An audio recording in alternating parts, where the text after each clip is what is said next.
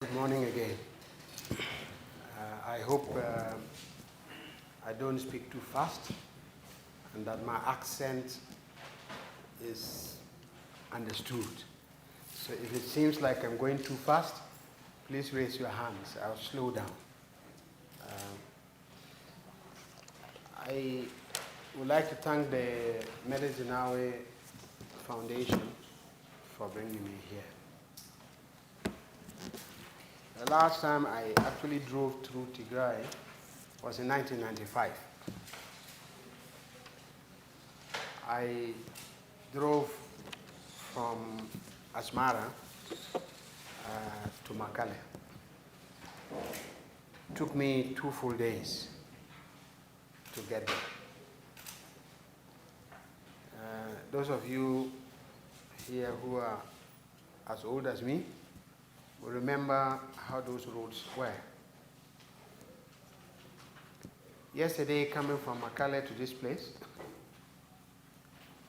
I was even more astounded because I have traveled many other parts of Ethiopia for the last so many years, but not back in Tigray since 1995. I was making a joke with Mizane. There was a book we used to read when we were in primary school, and this is about Don Quixote. Does that story remind you? Don Quixote was, like a warrior.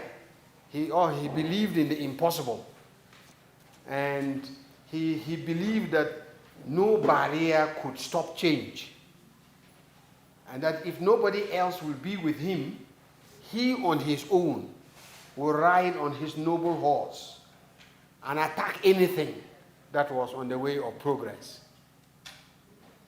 And his determination was so great that anything that was in front of him, including windmills, that he thought were armies coming against progress. Don Quixote rode on his fat mule and went all out, armored, attacking this windmill. The story of Don Quixote is either said as a way of showing how foolish people can be in trying to do the impossible, or how determined people can be in attacking the impossible. I believe in the second one. It says, and that second one is based on the saying that no great person, man or woman, ever achieved greatness without believing in the impossible. So it's the vision of the impossible and the tenacity to stick to the impossible that makes change possible.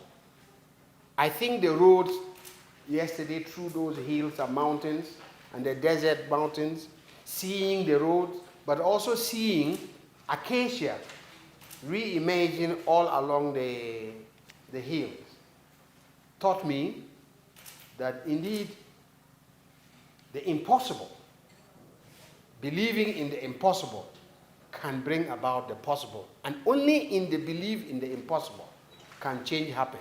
It reminded me of Don Quixote because can you imagine a barren hill? That people, the day that people start terracing those barren hills, the anticipation of what is possible in the terracing of a barren hill is almost like Don Quixote-like, until several years later that the results can become revealing. I was asked to talk about Ethiopia and Ghana in a comparative context, but not just Ethiopia and Ghana, but in talking about Ethiopia and Ghana, see what other lessons from the continent might be relevant in the discussion. The focus is to see what economic social development actually means and how does that become equitable, create a just and prosperous society. It's very difficult to compare Ethiopia and Ghana, but in some ways they are also comparable. It's difficult because, one, we have entirely different histories. Ghana was a colonized state, Ethiopia successfully resisted formal colonization. Ghana is a small country. Ethiopia is a much vaster, bigger country. We are small in terms of size of the country, but also in terms of population.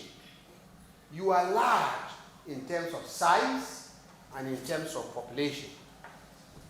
Our terrain is a lot more friendly. It's only in a few places we have gentle hills. We're a lot more flatter society, country.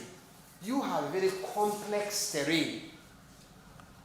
So in a complex terrain, trying to transform that, starting from an extremely low income base, the challenge is a lot harder than a smaller country with a slightly more friendly terrain.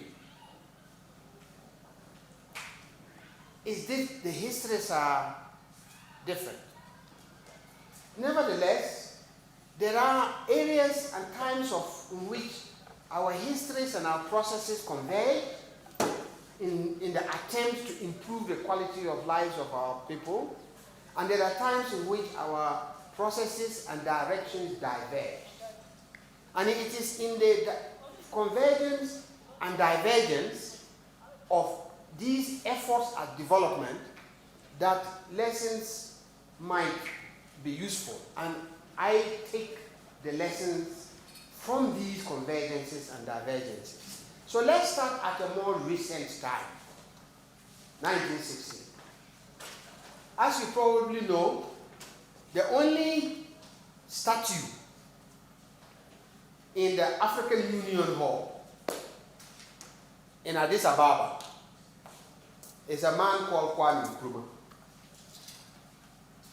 That statue was there because Emperor Haile Selassie asked it to be there. This was because in the 1960s, there was a shared view that learning from the way the United States of America transformed itself and starting as a continent in which many of them, almost all of them, except Ethiopia, was colonized, that it was impossible to transform unless you broke the barriers and you organized the continent as one as much as possible, and you shared the skills and you created a bigger market. Now remember that in the 1960s, the continent's population was very small. Even Ethiopia at that time was only about 25 million. Ghana at that time was between 3.5 and 5 million. Many of the countries were equally small. So small scattered populations with hardly any education for the majority of them and no infrastructure, the leadership was still dreaming big. But a number of them were clear enough that these big dreams are impossible unless there was African unity. And I think the key players of that, and it was in Addis Ababa that the main conference, 1963, that created the Organization of African Unity happened. And it was largely as a partnership between the Ethiopian state and the Ghanaian state, with other players coming into it. That time was almost impossible to consider rapid modernization and development. It was impossible, as I said, because demographically, nothing favored us. Populations were small, rural, and scattered. The urban population was even smaller. Ethiopia was only about 11% urbanized at that time. Ghana was just around 20% urbanized at that time, but a very small population. When you have large dispersed rural population and hardly an urbanized population, industrialization is hard to happen. The transaction costs are too high, and the size of the demand is too limited to create industries. Yet, it is within that context that some of the enduring industries, both in Ethiopia and in Ghana and some parts of the continent, where there were also similar dreams, actually started. And there was a vision that in the context of a more unified continent, it was possible to accelerate development, to drag economies which were more or less 16th century, 15th century economies to the 20th century. This was the Don Quixote dreams at that time. Nkrumah was overthrown. Many things happened in Ethiopia. Ethiopia went into crisis in terms of war. Ghana and many African countries went into a different type of crisis. So while there were internal crises in Ethiopia, countries like Ghana were basically taken over by the United States and international capital. So having been overthrown, Nkrumah, by the CIA, the process of development from the late 1960s, early 70s, also basically took the direction of what the United States and the West wanted Ghana to do. And so in the 1970s in Ghana, we had lots of military regimes, all the way to the 1980s. In fact, it was in 1992, from 1966 up to 1992, that the military regimes and changes and so on began to cease, and they started to do electoral democracy once more. Ethiopia's internal crisis also dragged it back, but it created different dynamics of possibilities and transformation than the dynamics created by the overthrow of a progressive regime by the West, and then the developmental model. So from 1980, Ghana became a star pupil of what was known as structural adjustment programs. Many of you would have known this. This is a liberalization program. The view that economies are not changing fast enough and that we are not progressing because the state is undermining the market. The state is dominating the market. And the market is not only the production of tangible goods, it is also the production and supply of services, including education, healthcare, and so on. Therefore, if we wanted our economies to progress, we have to remove the state from the economy.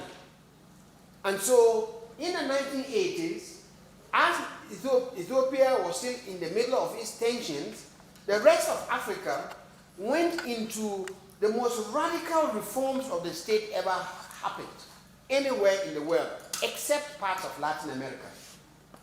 And so the state was experiment as industrialization were withdrawn, and so many of the industries collapsed. The view then was that because the countries were depending on foreign exchange to import inputs, that input substitution or import substitution strategy had failed.